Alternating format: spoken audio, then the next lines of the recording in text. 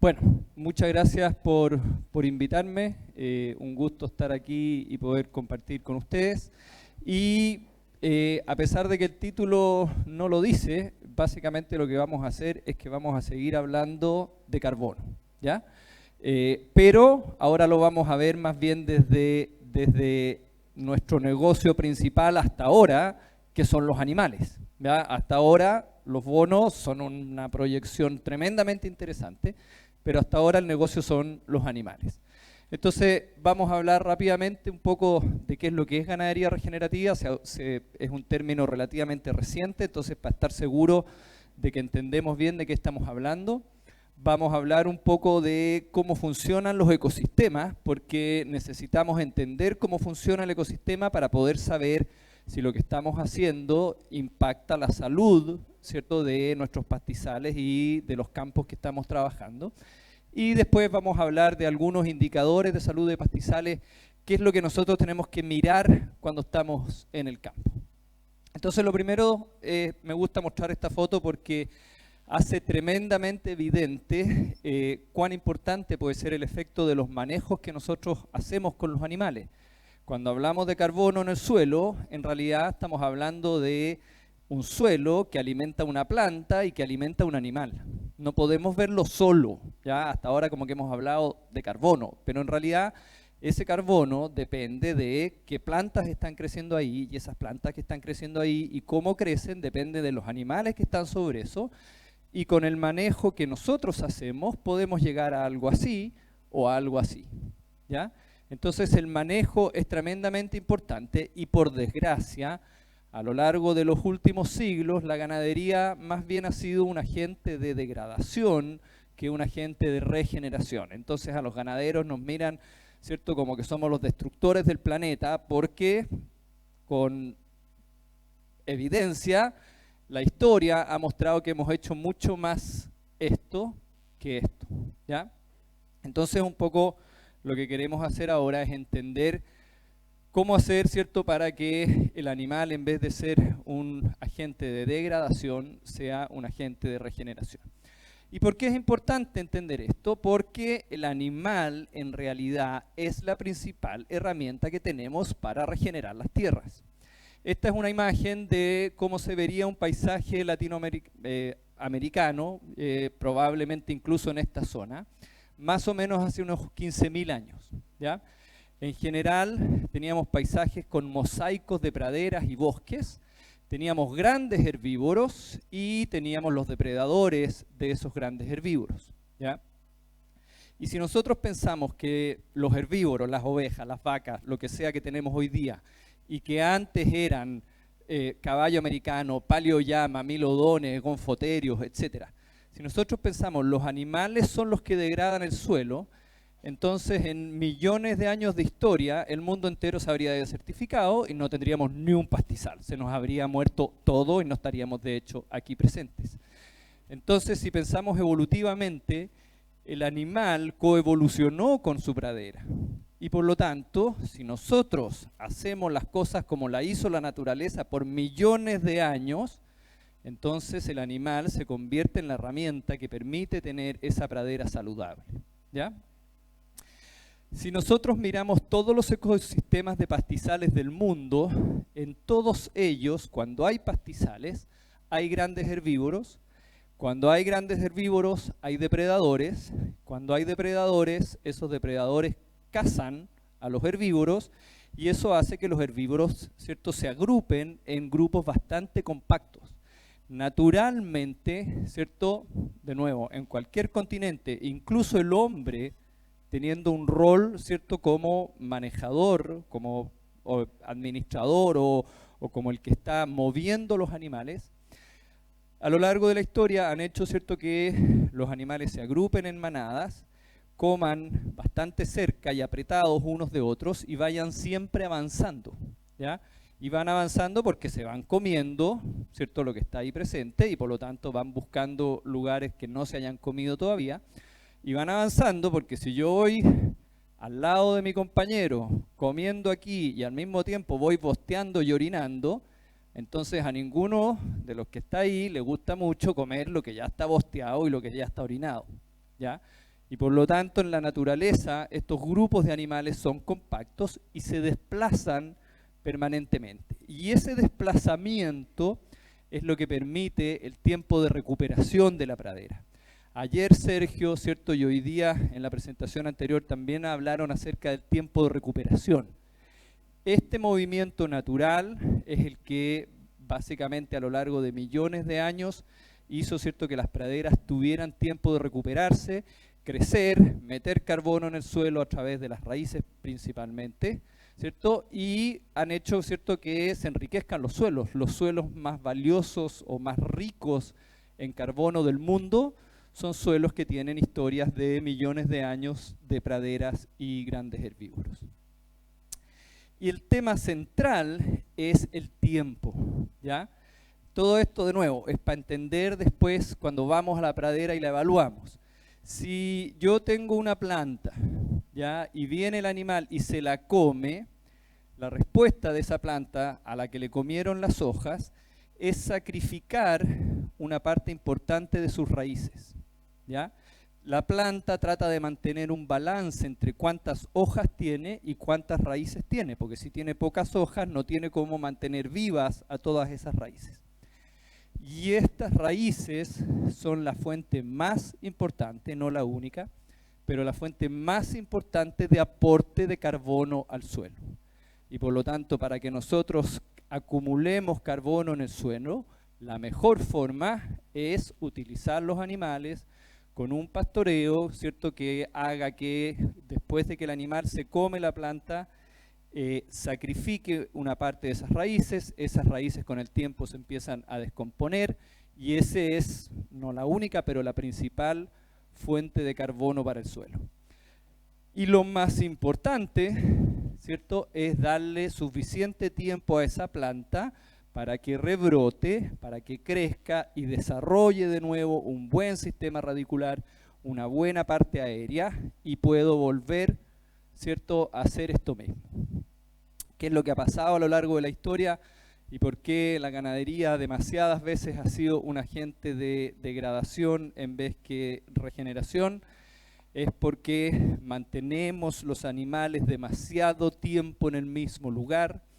Eso hace, ¿cierto?, que el animal coma el rebrote, porque el rebrote es más rico, es más nutritivo, es menos tosco, tiene menos celulosa, etc. Y por lo tanto el animal busca ese rebrote.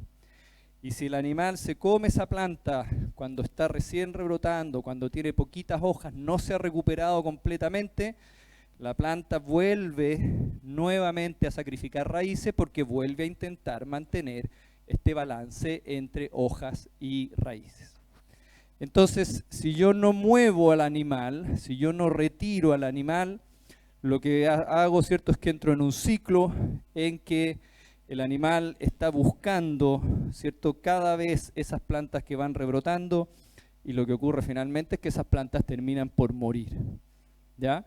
Y por lo tanto el manejo del pastoreo es el que hace la diferencia entre regeneración y degradación, ¿ok? Captura de carbono, equilibrio o pérdida incluso de carbono, ¿ya? Erosión, etc. Entonces, si nosotros manejamos adecuadamente el ganado, cambiamos la película y en realidad el ganado, en vez de estar en el lugar que está más degradado, el ganado, ¿cierto?, puede ser la herramienta para recuperar un terreno, para recuperar un campo. Lo más importante es cómo manejamos el ganado. La charla anterior, ¿cierto?, nos mostraron que el cambio que hacían para poder vender esos bonos de carbono era justamente cómo se manejaba el ganado en esos campos en Sudáfrica. Ya, entonces más o menos tenemos una idea general y ahora podemos, un poco para estar todos de acuerdo, ¿cierto?, decir que la ganadería regenerativa la podríamos entender como una serie de principios y prácticas que aumentan la biodiversidad, enriquecen los suelos y favorecen la provisión de servicios ecosistémicos.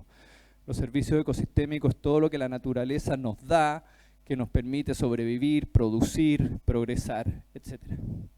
Y la ganadería regenerativa debería conducir a un aumento de cosechas, a un aumento de resiliencia tremendamente importante en los escenarios de cambio climático y a mejorar la salud y vitalidad de las comunidades rurales, y además busca revertir el cambio climático a partir de la captura de carbono en los suelos.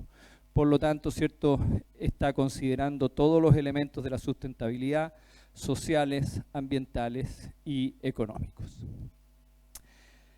Ya, ahora, para entender la salud de los pastizales, o sea, para que podamos estar captando carbono y tener un negocio en el futuro, y para que podamos tener un negocio ahora con el ganado, necesitamos entender cómo funcionan los ecosistemas en el lugar en que estemos para poder saber si estamos haciendo las cosas bien o estamos haciendo las cosas mal. Entonces, si nosotros miramos esa imagen, que es una imagen de hecho de aquí de Magallanes, ¿cierto?, los procesos del ecosistema son principalmente 4 y, ¿cierto?, podemos mirar el mismo lugar que estamos trabajando y analizar qué es lo que está ocurriendo con el ciclo del agua, qué está ocurriendo con el ciclo de los minerales, qué está ocurriendo con la dinámica de las comunidades y qué está pasando con el flujo de energía. Vamos a revisar rapidito esto para que en la última parte, ¿cierto?, cuando hablemos de los indicadores de salud, entendamos por qué son importantes y cuál de estos aspectos es los que están, ¿cierto?, analizando o evaluando. Entonces, el ciclo del agua, ¿cierto?, nosotros tenemos pérdidas de agua cuando hay evaporación, ¿ya?, cuando el agua sale, se evapora desde el suelo, o cuando hay escorrentía superficial, el agua que se desplaza. Nosotros en un escenario, ¿cierto?, de lluvias restringidas, en un escenario, ¿cierto?, de un clima de esta zona donde el agua puede ser una limitante muy importante, ¿cierto?, queremos que todo lo que llueve quede en el suelo y vuelva a la atmósfera solo a través de las plantas. Si vuelve a través de las plantas, hubo fotosíntesis, si hubo fotosíntesis, hubo crecimiento, si hubo crecimiento podemos tener animales, tenemos alimento, etc. ¿Ya? En el caso de árboles o arbustos, ¿cierto?, protección, sombra, etc. Cuando yo tengo suelo desnudo, gran parte de lo que llueve no entra al suelo, se forman costras superficiales, hay más agua que se pierde por escorrentía superficial y hay más pérdida por evaporación. Esta es agua que sale del suelo pero que no pasó por una planta, ¿ya? Entonces, suelo desnudo implica pérdida de agua. Estoy con un ciclo del agua ineficaz, ¿cierto? Tengo agua normalmente como un factor limitante y a pesar de que el agua puede ser un factor limitante, estoy perdiendo una parte importante del agua por escorrentía o por evaporación. En el ciclo de los minerales, el nitrógeno puede venir desde la atmósfera. Los otros minerales se reciclan principalmente a través del tejido vegetal, ¿ya? Entonces pueden venir de restos vegetales al suelo y del suelo volver, ¿cierto?, a las plantas. O pueden venir desde el suelo, ¿cierto? Las plantas están captando esos minerales y lo están redirigiendo a tallos, a hojas, ¿cierto? Y después viene mi animal y está devolviendo una parte importante a través de bostas y a través de orina. Cuando yo tengo un gran desarrollo radicular, puedo sacar minerales desde suelos, desde un volumen de suelo mayor, zonas mucho más profundas, y por lo tanto, ¿cierto?, estoy haciendo que este ciclo funcione bien. Si yo tengo leguminosas, entonces estoy captando nitrógeno desde la atmósfera y estoy incorporando ese nitrógeno al ciclo de los minerales. Si yo tengo animales, ¿cierto?, entonces puedo hacer que este ciclo funcione adecuadamente. En zonas que son relativamente secas o relativamente frías como acá, si yo no tengo animales, esto se frena, ¿ya? Porque la descomposición natural del material vegetal es lenta. Si estoy en una selva tropical, la verdad que yo no necesito esto, porque con la humedad y con la temperatura está todo descomponiéndose rapidísimo, ¿ya? Pero en zonas, en climas como estos, el animal juega un rol vital. Y si yo tengo una condición de campo como esta, entonces el ciclo de los minerales está siendo muy ineficaz. Si yo tengo, ¿cierto?, un pasto que me lo estoy comiendo todo el tiempo, un pastoreo continuo, y cada vez que hay un brotecito yo me lo como, no yo, el animal se lo come, ¿cierto? Entonces tengo poco crecimiento aéreo, eso implica que tengo poco crecimiento de raíces, eso implica que estas plantas, ¿cierto?, pueden tener déficit de nutrientes, estas plantas quedan además más susceptibles a la sequía porque tienen pocas raíces, no profundizan, no tienen de dónde sacar agua, etc. Entonces, ese es un ciclo de los minerales ineficaz y este es un ciclo de los minerales que funciona eficazmente y este es uno que funciona en forma ineficaz. Tercer elemento del ecosistema, proceso del ecosistema, la dinámica de las comunidades. Las comunidades avanzan en el tiempo desde sistemas muy simples hacia sistemas más complejos. En la medida que avanzan, ¿cierto?, hacia acá, tenemos sistemas más complejos, tenemos sistemas con mayor biodiversidad y tenemos además sistemas más estables y más resilientes. Si hay una perturbación, se recuperan más fácil. ¿Cuánto un lugar puede avanzar desde aquí hacia acá? Depende de las condiciones climáticas, depende de la disponibilidad de agua, de la temperatura, etc. ¿Ya? Aquí en Magallanes, en algunas zonas, a lo mejor podemos llegar a esto, en otras zonas nos vamos a quedar más o menos por aquí, ¿ya?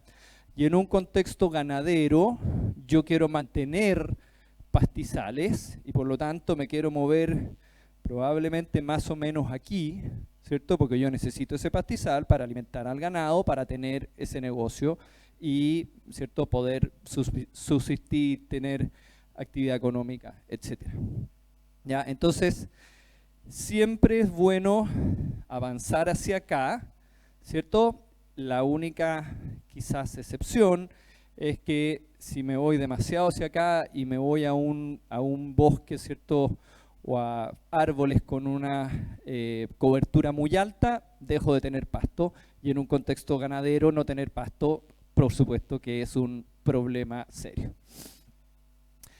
Y lo que tenemos también que tener en cuenta es que tenemos que pensar a nivel de comunidades. Las interacciones entre los distintos elementos del ecosistema son tremendamente importantes. En agricultura, en ganadería en general, pensamos a nivel de individuo, cuántos kilos me produce el animal, cuántos corderos me produjo la oveja, cuánto destete, o en poblaciones, porcentaje de destete, peso promedio, ¿cierto?, del cordero al destete, etc. Para poder avanzar en regeneración y por lo tanto, ¿cierto?, poder eventualmente estar capturando carbono y tener este segundo negocio, además del negocio ganadero, tengo que pensar a nivel de comunidades y entender, bueno, cómo muevo yo el animal va a tener un efecto en las plantas. ¿Qué pasa con las plantas? Va a tener un efecto en el suelo. ¿Qué pasa con el suelo? Va a tener un efecto en las plantas. ¿Y qué pasa con las plantas? Va a tener un efecto en el animal. Por lo tanto, ¿cierto?, están todos conectados y no puedo pensar solo en animales o en rebaños, tengo que pensar a nivel de comunidad.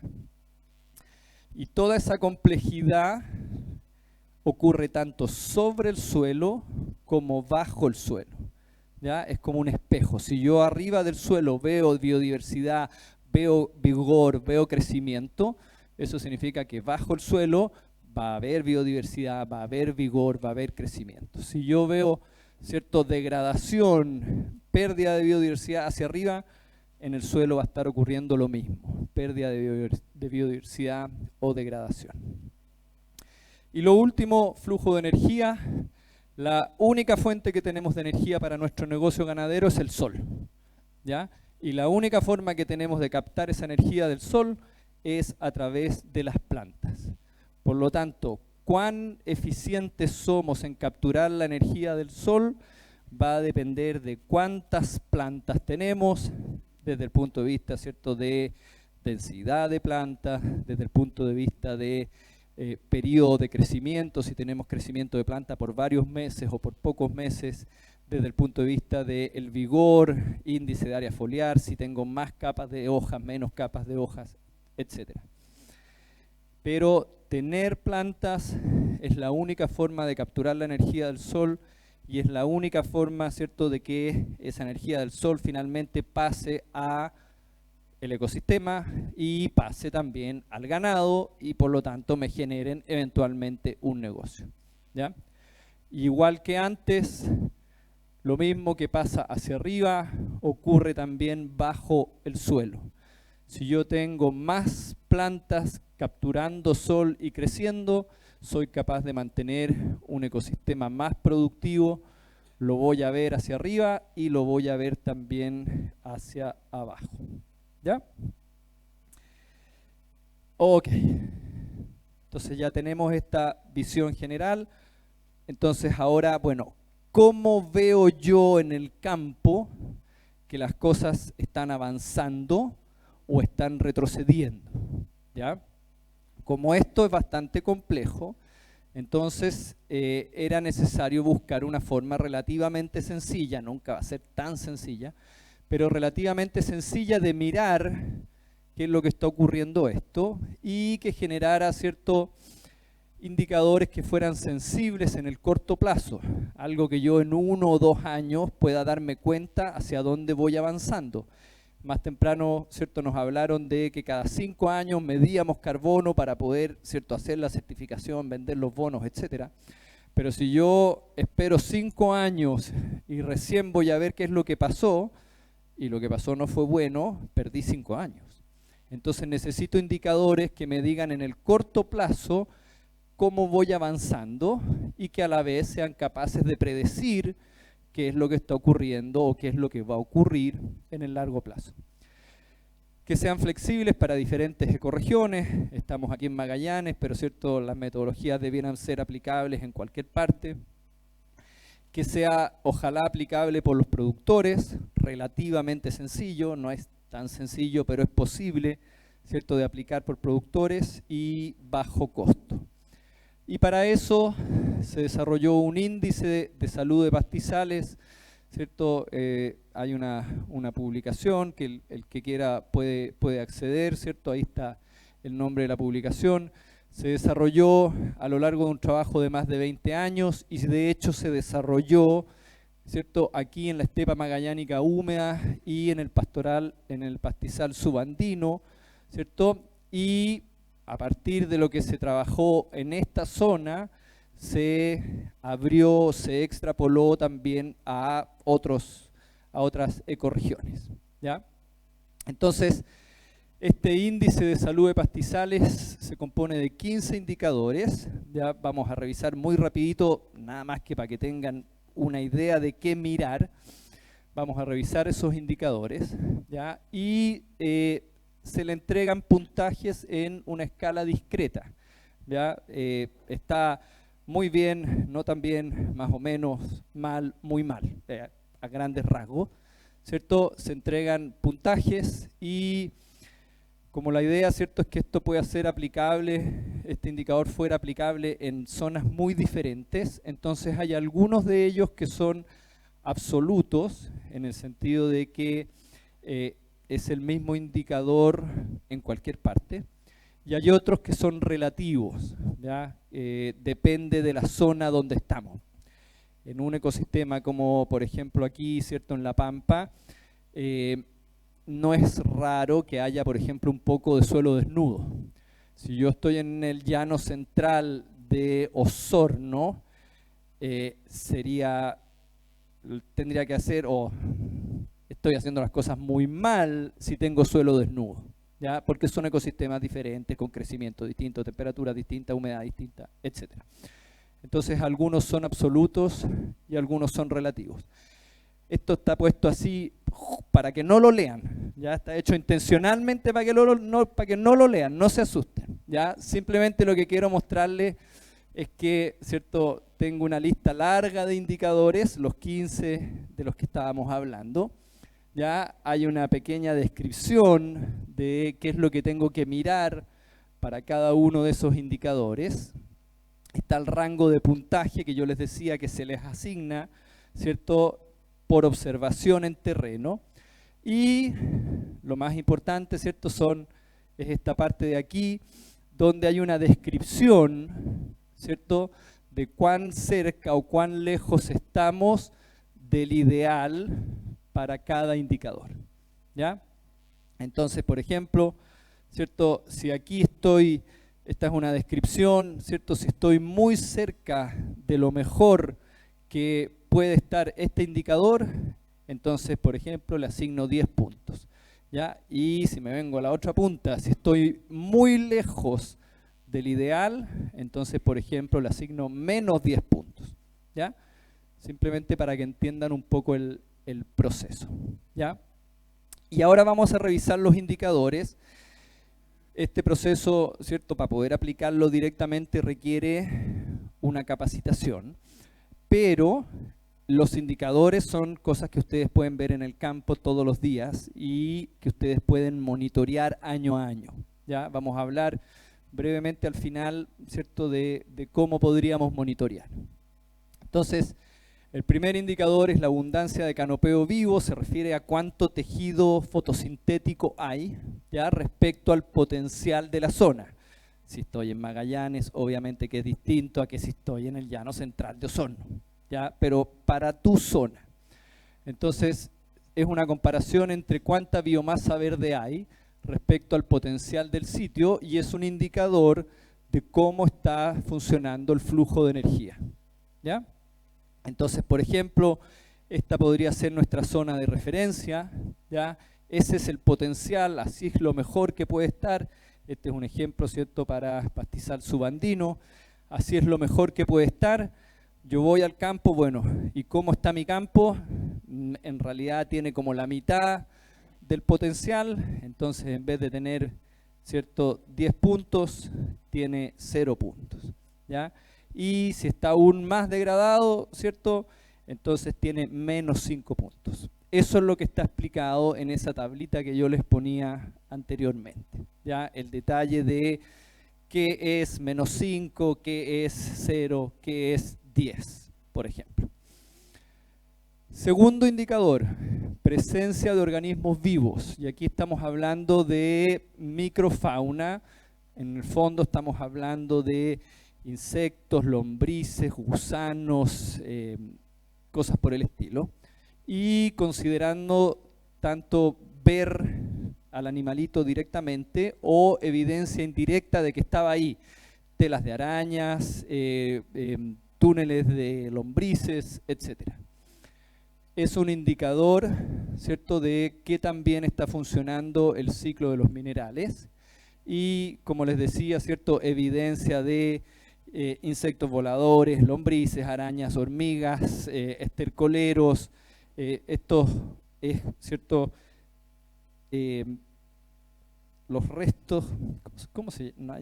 No sé cuál es la palabra técnica, pero cuando las lombrices, ¿cierto?, cuando llueve, las lombrices van dejando estos restos a la salida de los túneles, entonces es un indicador indirecto de la presencia de lombrices. Puedo no estar viendo la lombriz, pero estoy viendo que hay lombrices ahí, ¿ya? Entonces a eso me refiero con evidencias directas o indirectas. Grupos funcionales de plantas. Las plantas, por supuesto, que juegan un rol muy importante. Y en este proceso podemos distinguir hasta 4 grupos funcionales de plantas. Normalmente, ¿cierto?, tenemos estos grupos que aparecen aquí. Hay algunos que podrían en una zona no aplicarse. Si yo estoy haciendo la evaluación en el llano central de Osorno, probablemente, o sea, no probablemente, voy a usar pastos perennes de invierno. Invierno en realidad se refiere a plantas C3, plantas perennes de verano se refiere a plantas C4, ¿ya? Entonces, dependiendo de la zona en que estoy, elijo un set. Si estoy, por ejemplo, en la estepa magallánica húmeda, voy a evaluar coironales, voy a evaluar pastos cortos, leguminosas y hierbas, árboles y arbustos. Y cada grupo tiene un set de especies que son especies claves que me indican en el fondo la presencia y que también o no está desarrollándose ese grupo. Entonces, para esas especies claves podemos evaluar el vigor, podemos evaluar si se están reproduciendo esas plantas y podemos evaluar la integridad de la corona. Especies perennes, ¿cierto?, que crecen y forman una corona, podemos evaluar qué tan bien está esa integridad. Es un indicador relativo porque, por supuesto, va a cambiar dependiendo de la zona y es un indicador de dinámica de las comunidades. Entonces, de nuevo, por ejemplo, para el pastizal subandino, Poa ligularis es una de las especies que se considera clave. Esto sería una planta, ¿cierto?, con buen vigor, se está reproduciendo porque tiene ciertas espigas y la corona está en una buena condición. Esta sería una planta, ¿cierto?, donde el vigor está pobrecito, donde hay unas pocas espigas, ¿cierto?, de pequeño tamaño, etcétera, y la corona está en una condición, ¿cierto?, más bien degradada. Y aquí abajo tendríamos, ¿cierto?, también un ejemplo aún peor. No hay vigor, ¿cierto?, no hay reproducción y de la corona de la planta solo me queda vivo, ¿cierto?, lo que está en la orillita, todo el resto ya está muerto. Entonces así vamos entregando puntaje. Siguiente indicador, especies raras y deseables de plantas. Estamos hablando de plantas. ¿Por qué deseables? Porque hay algunas especies que son indicadoras de sitios que no han sido dañados, ¿ya? Son las especies que primero desaparecen cuando no hago un manejo adecuado, ¿ya? Entonces nosotros identificamos esas especies y vemos qué tan frecuentes son, ¿ya? Es un indicador relativo porque por supuesto depende de cada zona, cuál es la especie, cómo se desarrolla, cuál es su frecuencia.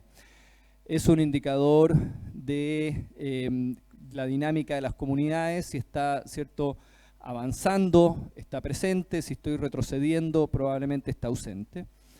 Y por ejemplo, en la estepa magallánica húmeda, especies, ¿cierto?, que usamos como indicadoras o especies que usamos para identificar, ¿cierto?, que esta categoría estamos en un proceso avanzado en la dinámica de las comunidades, son Ordeum comosum, Bromo cetifolium, bueno, y varias otras. No queremos entrar en el detalle, simplemente se las pongo ahí un poco como ejemplo. También queremos identificar especies vegetales que son indeseables, que no queremos que estén presentes. Ya normalmente hablamos de plantas invasoras o malezas, ¿ya? Y en realidad son especies que la mayoría de las veces son agresivas en ocupar nichos ecológicos que están desocupados, ¿ya? También es un indicador relativo, depende de la zona donde estamos. Nos indica también, ¿cierto?, si estamos hacia acá, cuando hay muchas especies invasoras porque hay muchos nichos desocupados, o si avanzamos hacia acá, ¿cierto?, cuando hay menos frecuencia de estas plantas.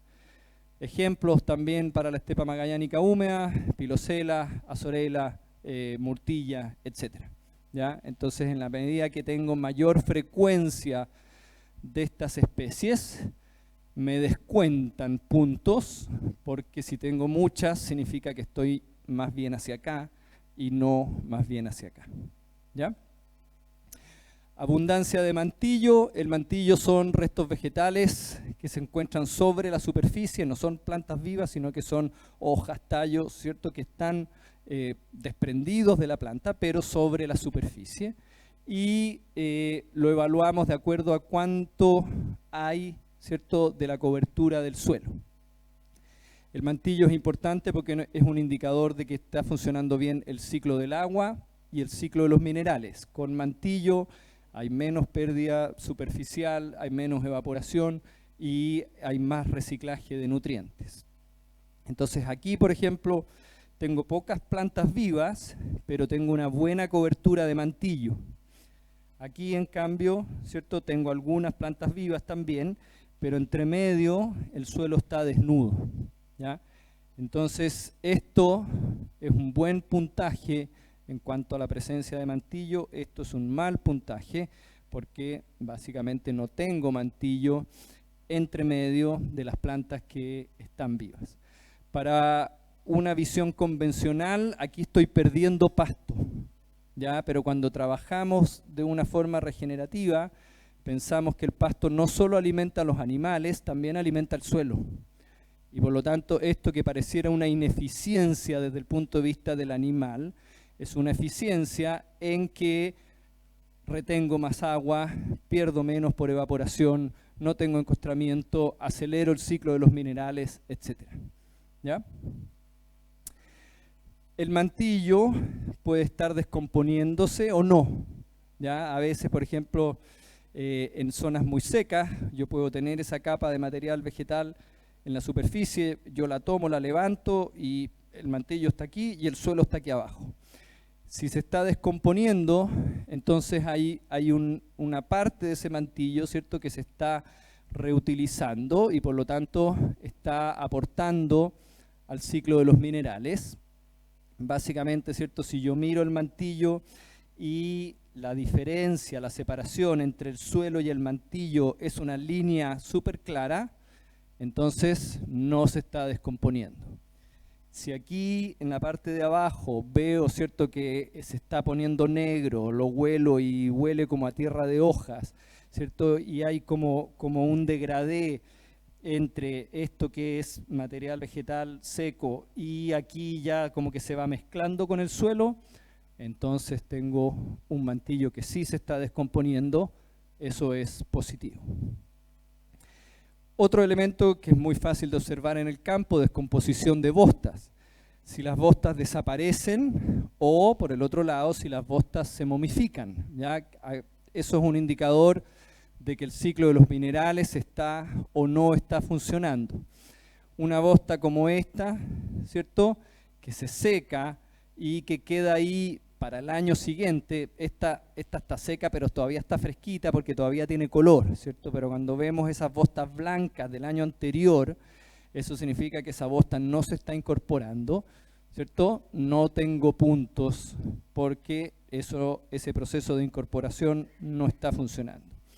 Si tengo una bosta, ¿cierto?, que se desarma, o si yo simplemente no veo casi bostas, los animales pasaron aquí hace un mes y en realidad casi no veo bostas, significa que se están incorporando muy bien y por lo tanto, ¿cierto?, eso es positivo, es un indicador de que el ciclo de los minerales está funcionando bien.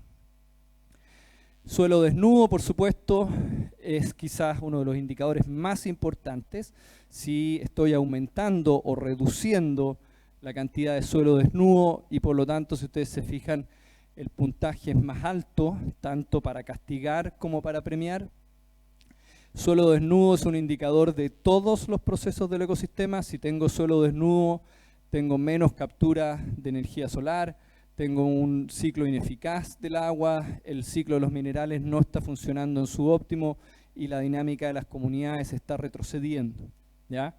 De nuevo, hay un indicador relativo a la zona, no va a ser lo mismo aquí, ¿cierto?, que en los ríos o los lagos, ¿cierto? Eso sería un suelo completamente cubierto. Aquí tengo mucho suelo desnudo y por lo tanto, ¿cierto?, tengo un castigo desde el punto de vista del puntaje. Encostramiento de la superficie también se refiere, ¿cierto?, a cuánto de la superficie del suelo está duro, compactado, efecto de la lluvia. Es un indicador del ciclo del agua y básicamente, ¿cierto?, yo meto el dedo sobre el suelo, si mi dedo entra fácil, si no hay, ¿cierto?, una costra en la superficie, entonces no tengo castigo porque significa que no tengo encostramiento. Y en cambio, ¿cierto?, si necesito meter un cuchillo, un destornillador o tengo que casi que romperme el dedo para poder, ¿cierto?, romper esa capa superficial, entonces tengo un castigo, ¿cierto?, porque este encostramiento reduce la penetración de agua, reduce la penetración de oxígeno y dificulta el crecimiento de las plantas. Y finalmente, signos de erosión, tanto erosión eólica como erosión hídrica.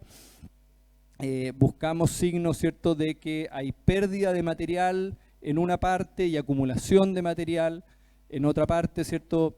La presencia de pedestales, estos ¿cierto?, pedestales que se forman detrás de una planta, detrás de un arbusto, detrás de una roca, ¿cierto?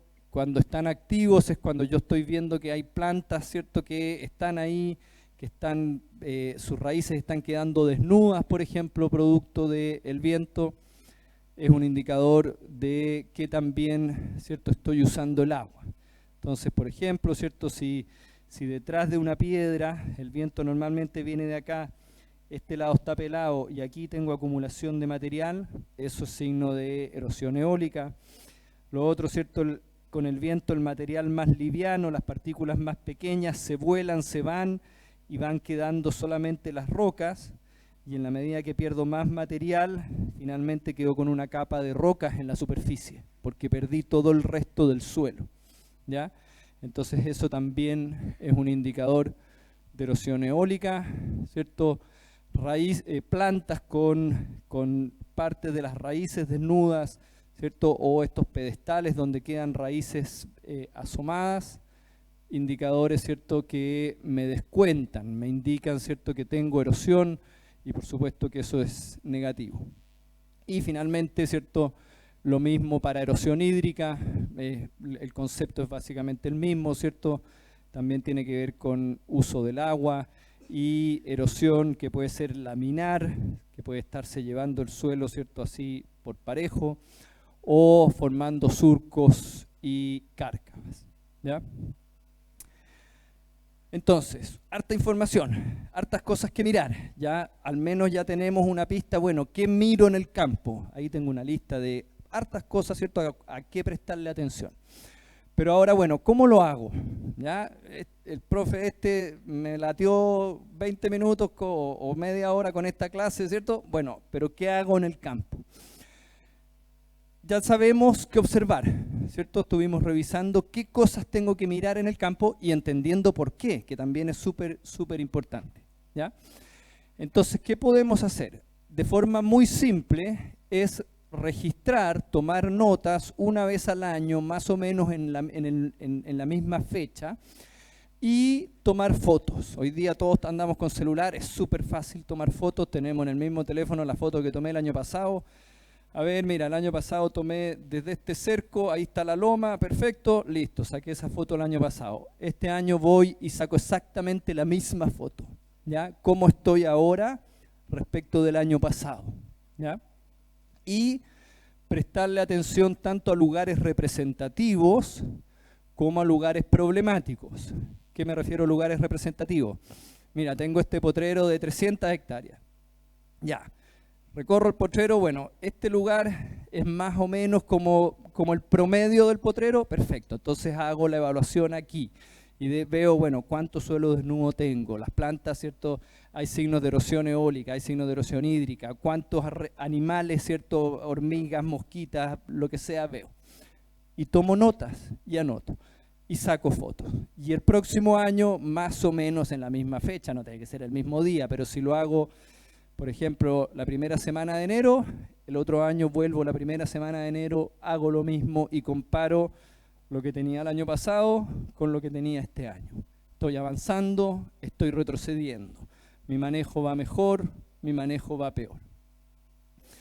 Si lo queremos hacer un poquito más formal, eso es lo más simple, pero si lo queremos hacer un poquito más formal, entonces hay protocolos, ya no vamos a entrar en eso, no se preocupen, pero hay protocolos, ¿cierto?, de monitoreos muy simples. En un día probablemente puedo hacer un campo de 3.000 hectáreas, no hay problema, o monitoreos un poco más complejos, donde hay, ¿cierto?, un registro de más cosas. El detalle de eso, si alguien está interesado, lo puede ver en este libro del año 2020, que es el Manual de Manejo Holístico, ¿ya? Ahí, ¿cierto?, hay una buena descripción de dos formas bastante sencillas de hacer esta evaluación. O si yo quiero que alguien haga la pega por mí, ¿cierto? Y que me explique y que me diga, sí, mira, aquí tienes este problema, este otro problema. Podría, por ejemplo, tomar un servicio externo. Acá en Chile lo que está disponible, hasta donde yo sé, es un proceso, ¿cierto?, que lo coordina el Instituto Savory a través de su oficina en Chile, que es Efecto Manada, y que pueden hacer la evaluación súper detallada, todo lo que yo les mostré, ¿cierto?, con un proceso de planificación, de muestreo del campo según las zonas del campo, etcétera, ¿ya? Además, este proceso, ¿cierto?, está asociado potencialmente a una certificación y además puede estar asociado a un esquema de certificación de carbono, ¿ya? Así que si alguien está interesado, ¿cierto?, aquí hay otra alternativa, además de la que veíamos antes, aquí también hay otra alternativa, ¿cierto?, donde puedo estar monitoreando qué es lo que está pasando en el campo y puedo eventualmente tener alguna de estas otras opciones de negocio. Para cerrar, entonces, el suelo es el principal activo que tenemos nosotros como ganaderos. No hay un activo más importante. El suelo es más importante que las ovejas, ¿ok? Y tenemos que analizar siempre el suelo en el contexto de que tenga una interacción permanente entre el suelo, la planta y los animales, ¿ya? No puedo pensar en bonos de carbono si no estoy viendo qué pasa con mis plantas, si no estoy manejando bien mis animales. No puedo tener un buen negocio ganadero si no estoy preocupado de qué es lo que está pasando con mis plantas y qué es lo que está pasando con mi suelo, ¿ya? Así que cambiar de una visión de lo que pasa con los animales es una cosa y el carbono de carbono es otra cosa, cambiar esa visión es central, ¿cierto?, para que esto funcione. Si no monitoreo, no puedo avanzar y por lo tanto hacer un monitoreo, algo muy simple como les decía antes, tomar notas y sacar fotos en lugares representativos o en lugares problemáticos año a año, me permite ir monitoreando y por lo tanto entender qué tengo que ir haciendo. Y existe un abanico de opciones para el monitoreo según las necesidades, lo que decíamos recién, lo más simple, tomar fotos y hacer notas, algunos indicadores simples, ¿cierto?, o un monitoreo anual más completo, dependiendo de qué es lo que quieren, qué es lo que necesitan, ¿cierto?, o cuáles son sus necesidades. Con eso espero que no haya sido un exceso de información y si podemos ahora contestar algunas preguntas, encantado de hacerlo. Bien, gracias Rafael por tu exposición. Previo a las preguntas voy a pasar un par de avisitos que me han dejado por acá. Se trata de la cena de camaradería de la tarde, que creo que puede ser muy útil para intercambiar opiniones respecto a lo que hemos visto en estas jornadas, que hay muchas cosas que tenemos que compartir entre nosotros para ver cómo enfrentamos todos estos desafíos que nos han planteado los expositores. También que hay un almuerzo para los que quieran quedarse al mediodía y estar prontos a la participación de la tarde con un menú especial en el restaurante. Y por último, vamos a realizar el sorteo del monitor satelital, que no me acuerdo para qué era. Aquí nos van a explicar. Además, el sorteo va a ser muy rapidito con los números de inscripciones que hicimos cuando nos inscribimos en las jornadas. Hola, muy buenos días. El día de hoy vamos a sortear un sistema de monitoreo satelital de líquidos. ¿Cómo funciona? Es una antena con un sensor, el cual se pone sobre los estanques y nos avisa en una aplicación el nivel de agua que tiene o de líquidos que hay en el estanque. ¿Qué es lo bueno? Que yo lo puedo programar. Entonces, cuando baje, no sé, del 10%, me empieza a enviar mensajes al celular o correos a las personas que yo tengo definidas. ¿Ya? Es una aplicación, funciona con datos del teléfono, por lo tanto lo puedo instalar en cualquier lugar. Y como es satelital, no es necesario que en el lugar donde está el estanque tenga señal. ¿Ya? Ahí está. Y el ganador es John Robertson, de 3 hermanos. ¿Está o no? Si no aparece, lo tiro al agua. Sí, así que, Y ahí está, tú saliste. Quisiera agradecerles a todos, no saben lo terriblemente que estoy contento con esto, y les quiero decir que con esto creo que voy a hacer la misma filosofía que con mi baño portátil. Si yo no tengo piojos y mi vecino lo tiene, se lo presto. Y si alguien quiere trabajar con este aparato, por favor que me lo diga, porque esto es maravilloso. Y hay que saber darle un uso, pero de nada sirven los datos si es que no los manejamos y desarrollamos a profundidad, como hemos visto todas estas charlas que han estado buenísimas. Y muchas gracias a todos. Gracias a ti, que la disfrutes.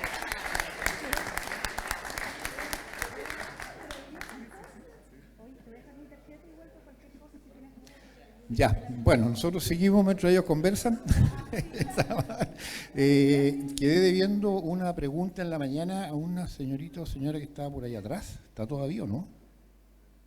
Parece que no. Ya. Entonces damos paso a las preguntas directamente para la exposición de Rafael. Por ahí atrás tenemos una. Adelante. ¿Dónde? Allá, al final. Muchas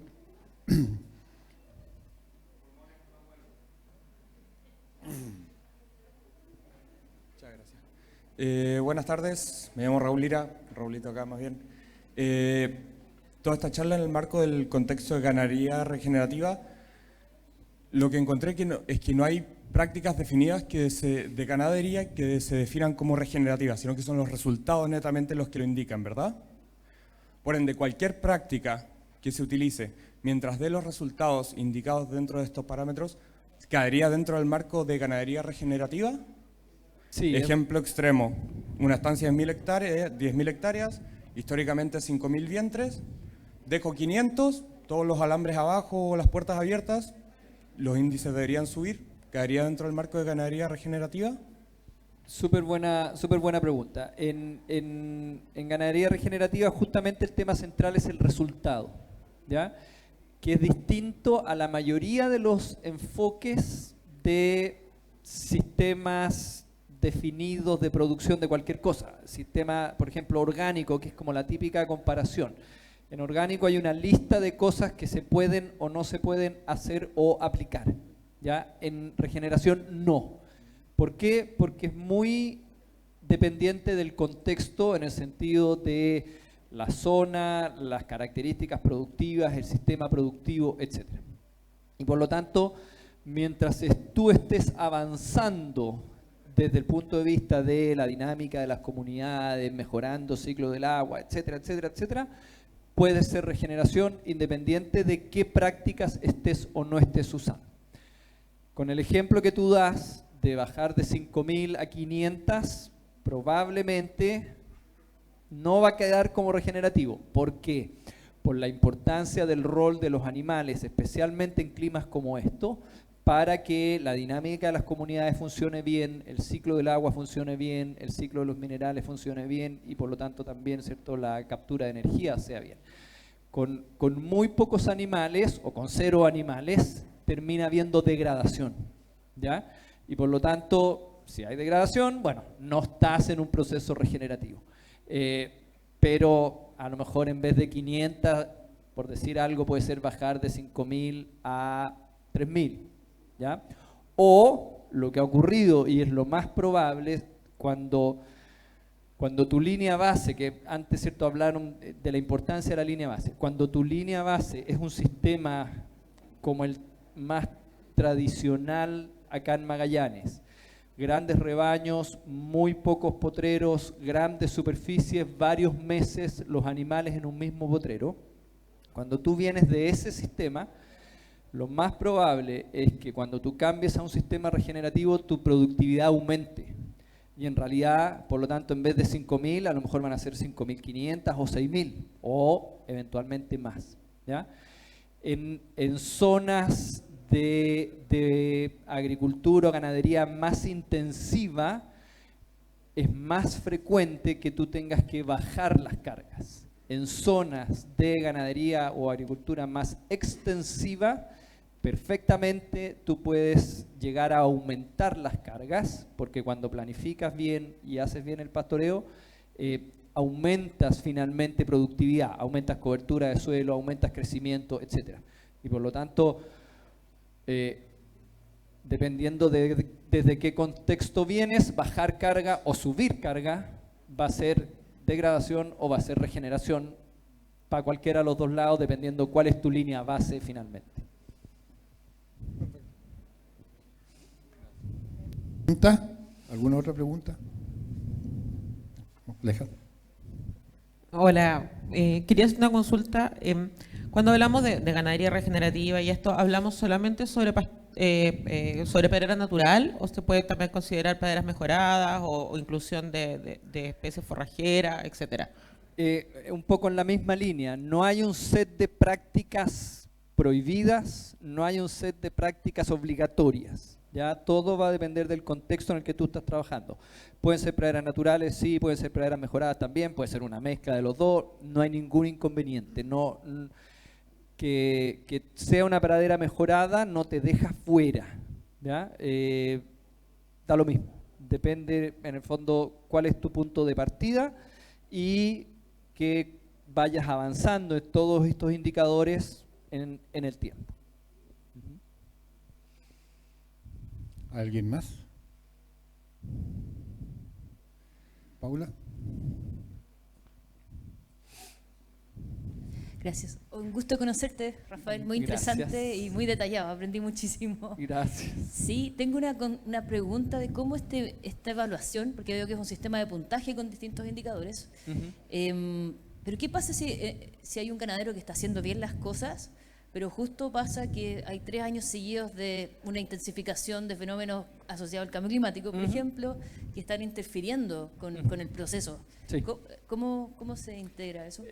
Por eso hay indicadores que son absolutos y hay indicadores que son relativos, ¿ya? Entonces, claro, si tú vienes, muchos de estos indicadores, por supuesto, que están fuertemente influenciados por las condiciones ambientales. Y por lo tanto, si vienes de año seco, a lo mejor estás haciendo las cosas increíblemente bien, pero simplemente porque el año fue muy seco, vas a tener menos cobertura, menos crecimiento, etc.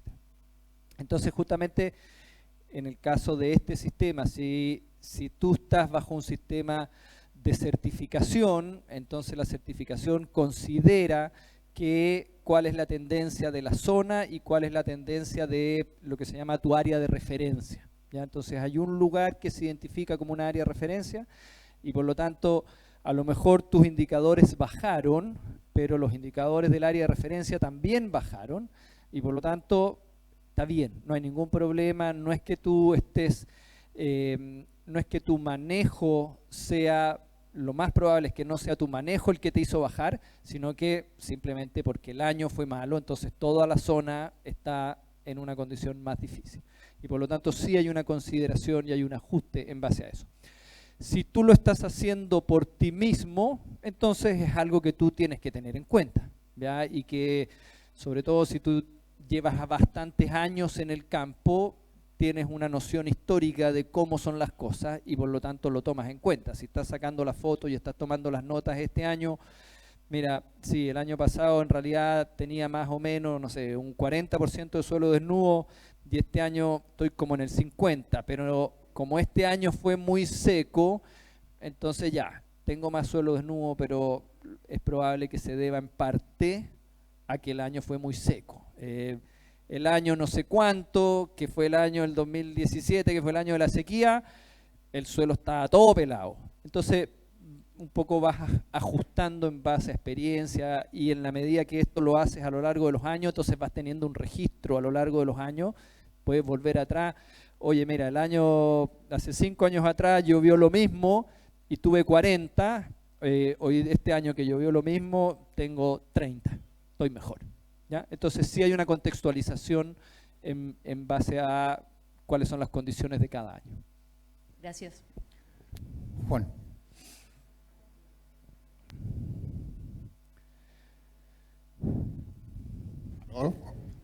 Gracias por la presentación. No, solamente una consideración dentro del análisis general de todas las variables involucradas en lo que tiene que ver con esto y movimientos de animales. En lo particular, a mí me toca hoy día administrar una explotación que Estuvo prácticamente 15 años bajo este sistema de manejo regenerativo, con distintas acepciones, de Guasana hasta holístico, pasando por distintos consultores, moviendo todos los animales para allá, moviendo todos los animales para acá. Y después de 15 años tenéis que recuperar el campo porque finalmente hay un componente que tiene que ver con la infraestructura, con cómo se utiliza el campo, por dónde tienen que pasar los animales, por el galpón de esquila, por los corrales, por qué sea, que genera una degradación constante del recurso si es que no se le pone ojo. Y finalmente, no sé cómo habrá sido el sistema, no estaba yo, si habrán hecho todo correctamente o qué, pero la variable espacial, sobre todo en estas explotaciones que son bastante grandes y que tienen una lógica de movimiento distinta, es una variable que yo no veo dentro de tu análisis, para lo que tiene que ver con esta zona, que podría ser súper interesante que se pudiera incorporar dentro de lo que tú ves. Sí, no está aquí, ya, porque en el fondo aquí estábamos centrándonos en más o menos, ¿cierto?, qué es lo que nosotros podíamos estar mirando para ver si estamos avanzando o retrocediendo. En los procesos de planificación de pastoreo, por supuesto que hay una consideración súper importante acerca de cuáles son los lugares, cuáles son las zonas. Este monitoreo me permite tomar decisiones también para potreros diferentes, porque puede ser que un potrero esté avanzando y puede ser que otro potrero esté retrocediendo, o algunas zonas del potrero, si tengo movimiento, etcétera. Hay algunas zonas, ¿cierto?, que si voy a pasar con los animales muchas veces, bueno, entonces no voy a estar respetando la recuperación, etcétera. Entonces sí, aquí no hubo nada de, en el fondo, distribución de los animales en el campo, etcétera, pero en el proceso de planificación sí hay. Obviamente que no en todos los campos y en todas las circunstancias los resultados han sido positivos, han habido resultados pésimos, ¿cierto? Tenemos toda la historia bastante clara aquí en la zona de Magallanes, pero eso no significa que el método o que los principios sean los incorrectos, sino que más bien pueden haber sido, no soy juez y no conozco en detalle, ¿cierto?, los casos o el caso más dramático, pero puede haber sido también una mala aplicación, una mala planificación. No estoy para juzgar eso, digamos.